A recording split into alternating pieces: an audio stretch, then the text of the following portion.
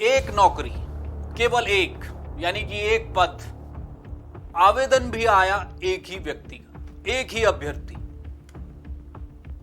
और ये सब कुछ घालमेल अंदर ही अंदर चलता रहा, बाहर कुछ नहीं आया, विज्ञप्ति आई नहीं बिना विज्ञप्ति के, और नियुक्ति हुई है बीजेपी विधायक सुरेश चौहान के भतीजे आकाश चौहान की। ये आरोप बॉबी पवार के हैं।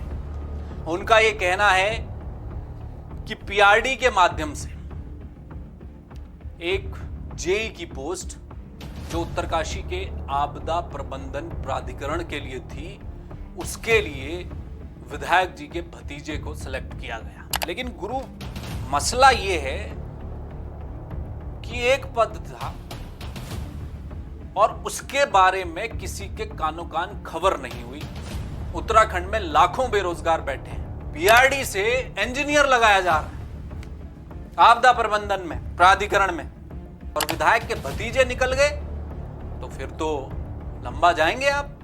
और कह रहे हैं जी वो तो 35,000 ही तो लेगा, ज्यादा थोड़ी ले रहा। इनके चाचा विधायक हैं, ये विधायक जी के भतीजे होते हैं, तो मर्जी जो करेंगे, नियम तोड़े कानून तोड़े, क्या फर्क पड़ता है, या नौकरी ले उड़े। फिल्मी डायलॉग है, चाचा हमारे विधायक हैं।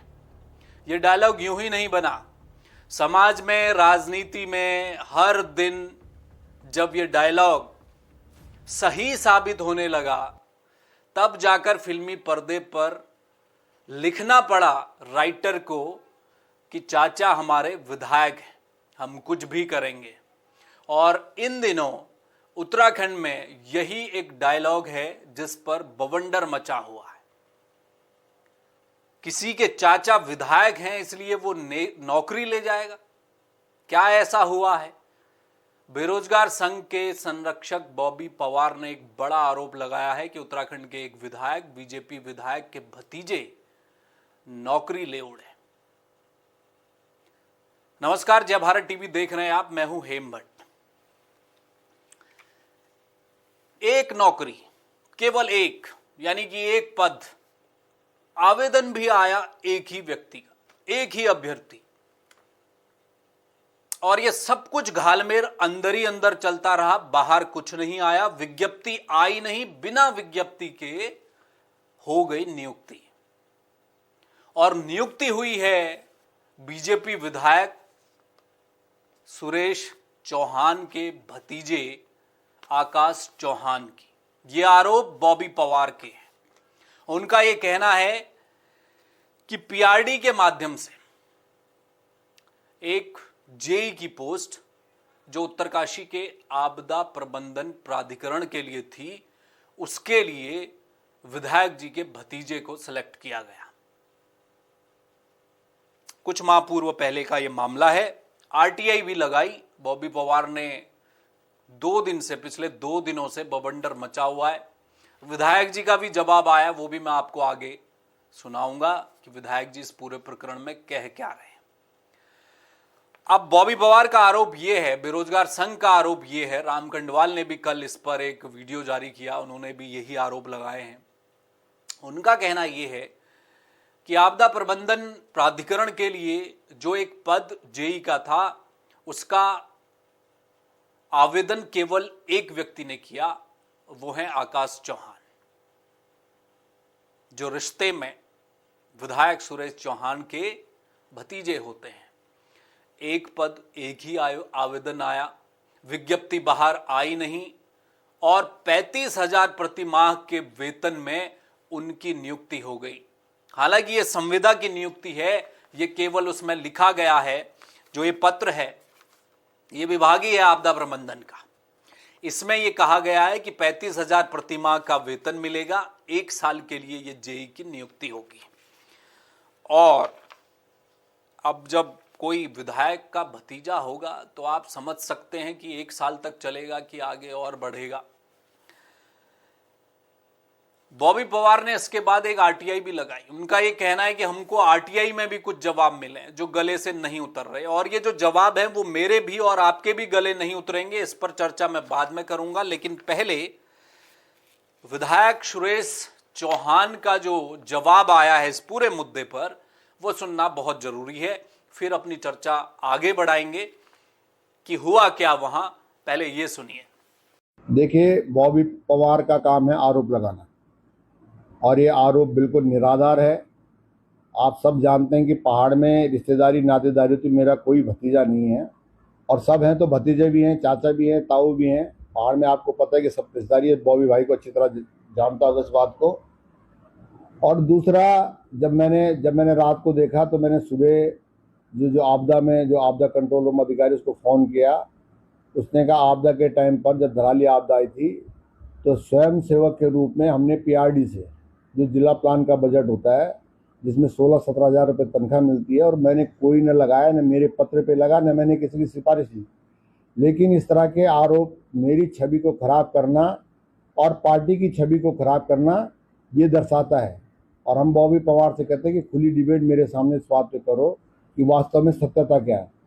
वो जब मैंने आपदा अधिकारी से पता किया कि तो वो पद आपदा का रिक्त है और उसकी सैलरी 35,000 रुपये रही होगी, लेकिन इन्होंने जब इनको अर्जेंट ज़रूरत पड़ी होगी आपदा वालों को, तो इन्होंने किसी अर्जेंट बुला दिया। मेरे गांव का रहने वाला है।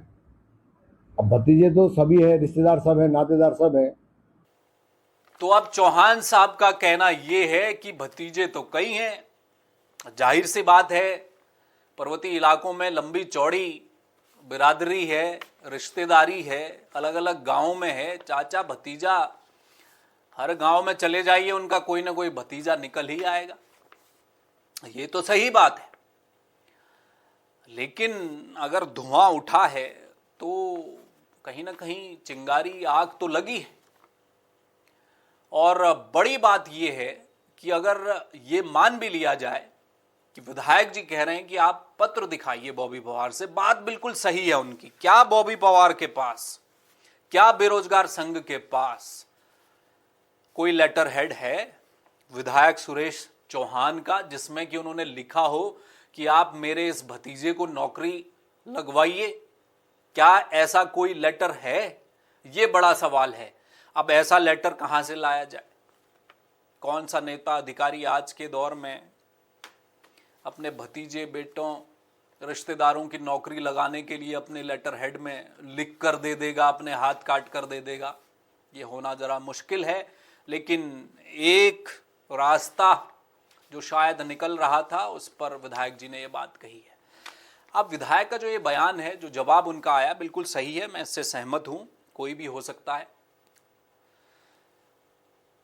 उत्तराखंड क्या, पूरे देश में जो नेता हैं, अधिकारी हैं, उनके बच्चे, उनके रिश्तेदार, क्या वो काबिल नहीं? बिल्कुल हैं, बिल्कुल हैं, और एक से एक काबिल लोग हैं।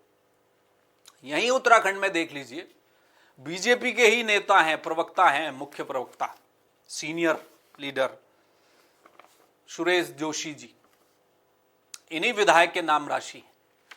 उनकी बिटिया ने यूपीएससी क्रैक किया, पूरे उत्तराखंड का नाम हुआ, सबको गर्व है, हमें गर्व है, आपको गर्व है, हमारे प्रदेश की बेटी है, यूपीएससी क्रैक करके आई है ना। काबिले तारीफ बात।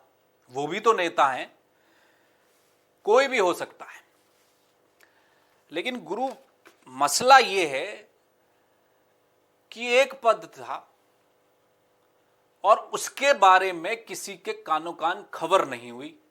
उत्तराखंड में लाखों बेरोजगार बैठे हैं, लाखों बेरोजगार हैं रजिस्टर्ड, और उसके अलावा तो जो नहीं रजिस्टर्ड हो पाए हैं, जो दस्तावेज में, अब वो सरकारी आंकड़ा है ना, बेरोजगारों का आंकड़ा तो हमेशा से विवादों में रहा, ज्यादा होता है, कम बताया जाता है, कई राज्यों की यही हालत है। लेकिन लाखों बेरोजगारों के बीच एक नियुक्ति आई।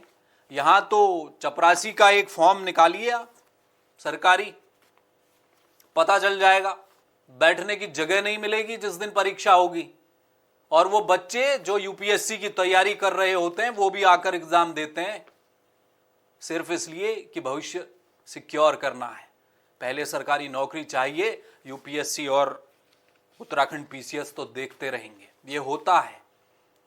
तो इस नौकरी का पता ही नहीं चला। पता कैसे चलता, विज्ञप्ति तो आई नहीं बाहर। अब वो विधायक के भतीजे हैं या नहीं, अब तो ये सवाल भी नहीं, मेरा तो वो सवाल है ही नहीं। अब सवाल ये है कि आपदा प्रबंधन प्राधिकरण में अगर जेई के पद पर कोई व्यक्ति चाहिए था, कोई स्वयं सेवक चाहिए था, जैसा कि कहा जा रहा है कि वो तो संविदा पर हैं, स्वयं सेवक चाहिए था, केवल 1 साल के लिए चाहिए था, लेकिन पैसा तो मिल रहा था 35,000 प्रति माह। तो उसका अगर एक कोई पद था तो उसकी विज्ञप्ति क्यों नहीं आई? अब ये तो यही हुआ ना, किसी से कहा कि भाई दौड़ लगाई थी आपने, उसने कहा जी मैं तो तीसरा आया। भाई अच्छी बात है, तीसरे आए, ब्रॉन्ज मेडल तो मिला। बाद में पता चला दौड़े ही 3 थे। तो गुरु तुम तीसरे आए, अंतिम आए, तुम सबसे फिसड्डी थे, इसीलिए तीसरे आए। यही यहां भी हुआ है, एक पद आया, एक ही दौड़ा, दूसरा कोई था नहीं, तो उसे अव्वल आना था, उसी की ना नौकरी लगती। आपकी हमारी घर बैठे बेरोजगार को थोड़े उठा कर ले जाते कि चलिए आपकी नौकरी लग गई है, वो तो विज्ञप्ति ही नहीं आई। तो ये जो मसला है वो गले नहीं उतर रहा, ये सबसे बड़ी बात है। इसमें कोई दो राय नहीं कि नेताओं के, अधिकारियों के बच्चे काबिल हैं। अगर खुली परीक्षा चल रही है, बैठे एग्जाम में, टॉप करके दिखाएं।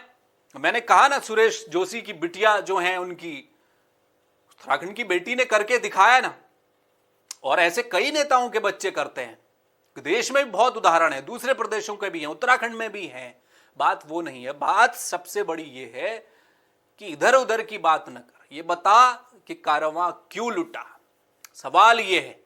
इसलिए विधायक जी के रिश्तेदार हों न हों, भतीजे हों न हों, और ये पीआरडी वाले कब से इंजीनियर बनाने लगे, ये भी सवाल है ना। पीआरडी से इंजीनियर लगाया जा रहा है आपदा प्रबंधन में, प्राधिकरण में, और कह रहे हैं जी वो तो 35,000 ही तो लेगा, ज्यादा थोड़ी ले रहा है। 1 साल, कितने संविदा कर्मचारी हैं, उनके नियमितीकरण को लेकर कितना आंदोलन हो रहा है। 18-18, 20-20 सालों से संविदा उपनल के कर्मचारियों का मसला देखा ना आपने, लोग काम कर रहे हैं ना। यह भी कहा जाता है कि कम से कम 60% लोग हैं उपनल के, जो तमाम अलग अलग विभागों में काम कर रहे हैं, उन्हीं के कंधों पर खड़ा हुआ है सिस्टम, ये कहा जाता है। तो संविदा कर्मचारी एक बार आ जाए तो वो काम करता है, लंबे समय तक करता है, और विधायक के भतीजे निकल गए तो फिर तो लंबा जाएंगे आप, मतलब काम करते रहेंगे। तो क्या ऐसा हुआ है, ये बड़ा सवाल है। इसलिए अब जो बॉबी पवार को चुनौती दी है उन्होंने, सुरेश चौहान जो विधायक, उन्होंने कहा है कि बॉबी पवार लेटर दिखाएं ना, कहां है लेटर मेरा जिसमें मैंने लिखा हो कि मेरे भतीजे को नौकरी लगा दे। सही बात है, आप बॉबी पवार लाएं ढूंढ कर कि क्या सिफारिश विधायक सुरेश चौहान की थी भतीजे आकाश को, अगर उनका भतीजा है तो। उन्होंने तो कह दिया है कि नहीं है, सारे चौहान क्या मेरे भतीजे थोड़े हो जाएंगे। सही बात है, कोई और भी हो सकता है गांव का, अगर चलिए मान लीजिए भतीजा है भी तो उसका विज्ञापन तो निकाल देते गुरु। तो कुल मिलाकर अब मैं वही देख रहा था कि अब क्या बॉबी पवार क्या करेंगे। अब उनके पास और तो कुछ नहीं है, उन्होंने एक आरटीआई लगाई, उन्होंने पूछा इस आरटीआई में, उसका जवाब वो दे रहे हैं कि भाई आवेदन प्राप्त हुआ था, एक आवेदन प्राप्त। पूछा उनसे कि भाई कितने आवेदन आए, उन्होंने कहा जी 1 आया। तो उनसे पूछा गया कि भाई आप बताइए कि कब निकला, इसकी तारीख क्या थी। वो कह रहे हैं कि हमारे पास इसकी सूचना नहीं है। तो बात ही खत्म, फिर कुछ बचा ही नहीं।